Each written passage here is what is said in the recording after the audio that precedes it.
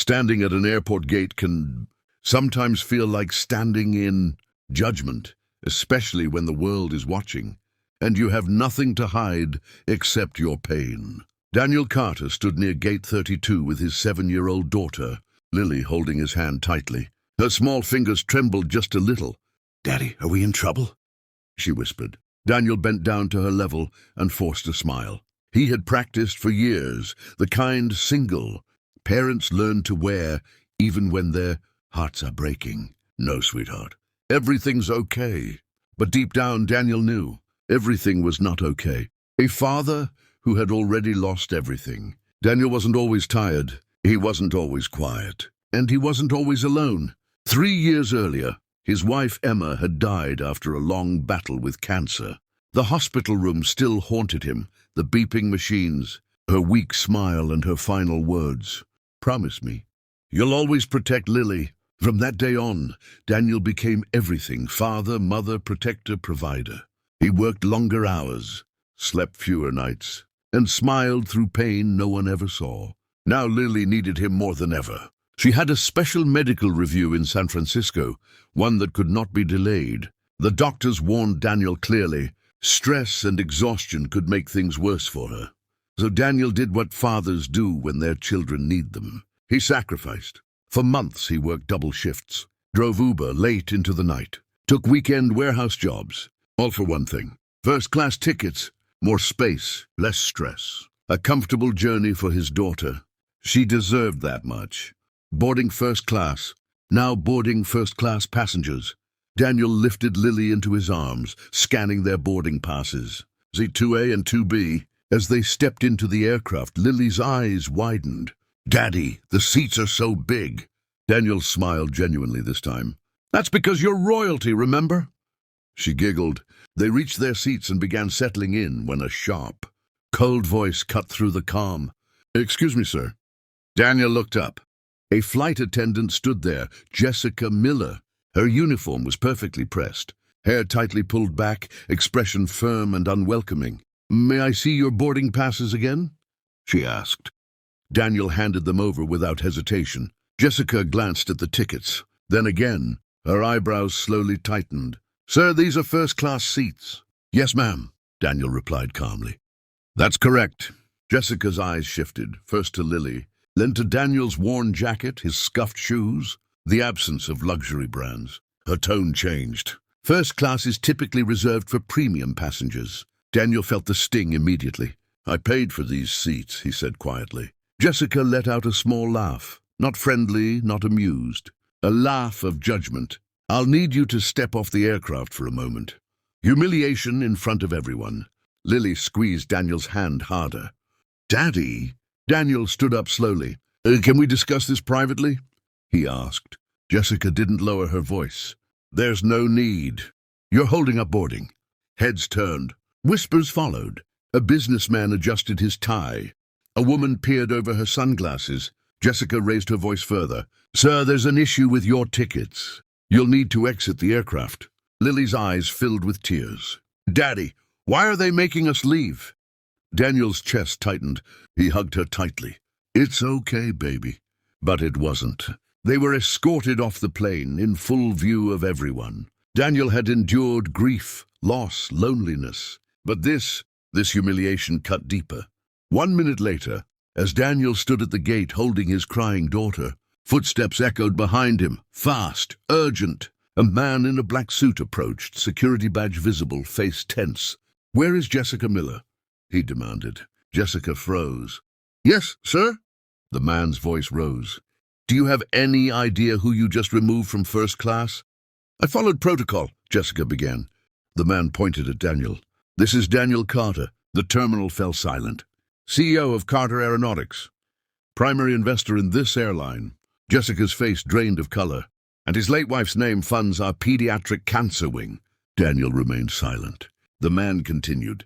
"His daughter Lily is the reason this airline operates free medical flights for children." Jessica's hands began to shake. Slowly, she stepped forward. And then she fell to her knees. "I'm so sorry," she sobbed. "I judged you. I was wrong. Please forgive me." Lily looked up at her father. "Daddy, Why is she crying? Daniel took a deep breath. Because sometimes the world realizes too late that kindness should never depend on appearance. The airport terminal felt unnaturally quiet. Passengers who had just moments earlier been annoyed by a boarding delay now stood frozen, watching the scene unfold. A flight attendant on her knees, a powerful executive standing silently, a small girl clutching her father's coat. Jessica Miller could barely breathe. "I'm sorry," she whispered again, her voice breaking. "I didn't know. I judged you by how you looked." Daniel Carter didn't respond immediately. He looked down at Lily instead. She was confused, frightened, but calm, the way children sometimes are when they trust their parents completely. "Sweetheart," Daniel said gently, "do you want to sit on the plane now?" Lily nodded slowly. "Yes, Daddy." Daniel finally turned to Jessica. "Please stand up," he said quietly. His voice carried no anger. That somehow made it worse. Back on the plane, but not the same. The crew escorted Daniel and Lily back onto the aircraft. This time the aisle felt different. People avoided eye contact. Some looked ashamed. Others looked curious. A man in first class stood up. "I owe you an apology," he said to Daniel. "I should have said something." Another passenger nodded in agreement. Daniel simply smiled politely and continued to his seat. Lily climbed back into 2B, hugging her stuffed bear. "Daddy," she whispered. "Are we rich?" Daniel chuckled softly. "No, sweetheart. We're just okay." But Jessica stood frozen near the galley, her face pale, eyes glassy. She knew this wasn't over. The call that changed everything. Before the cabin door could close, the man in the black suit, Mr. Howard, the airline's director of operations, raised his hand. "Boarding is paused," he announced. "Jessica Miller, please step off the aircraft." Jessica swallowed hard. "Yes, sir." As she followed him off, every step felt heavier than the last. Inside the private operations office, the truth came crashing down. Mr. Howard closed the door. "Do you know how many complaints we've received about you?" Jessica shook her head. "Passengers, colleagues, ground staff," he continued. "You've been reported multiple times for profiling."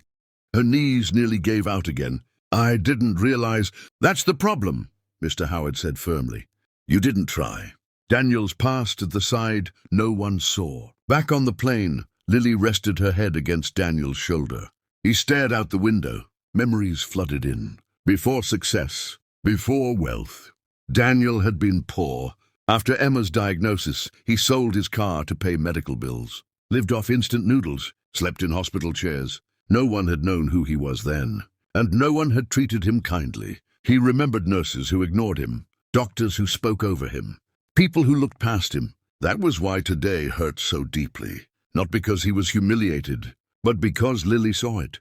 Jessica's breakdown. In the office, Jessica finally broke. "I lost my mother when I was young," she sobbed. She cleaned houses. People treated her like she was invisible. Mr. Howard's expression softened slightly. "Then you should have known better." Jessica covered her face. "I became what I hated." Silence filled the room. Finally, Mr. Howard said, "Company policy requires immediate suspension pending review." Jessica nodded. "I understand." As she stood to leave, he added, "Mr. Carter requested to speak with you." Her heart sank. A conversation that wasn't about power. Jessica was escorted back onto the plane, past the same passengers, past the same seats. Daniel stood near the aisle. Lily was asleep now. Jessica couldn't meet his eyes. "I'm not here to yell at you," Daniel said calmly. "I just want you to listen." She nodded. "My wife died because people underestimated her pain," he continued. "And today, my daughter watched someone underestimate her father." Jessica's tears fell freely. "I'm so sorry." Daniel nodded. "But here's what matters," he said. "What you did wasn't a mistake.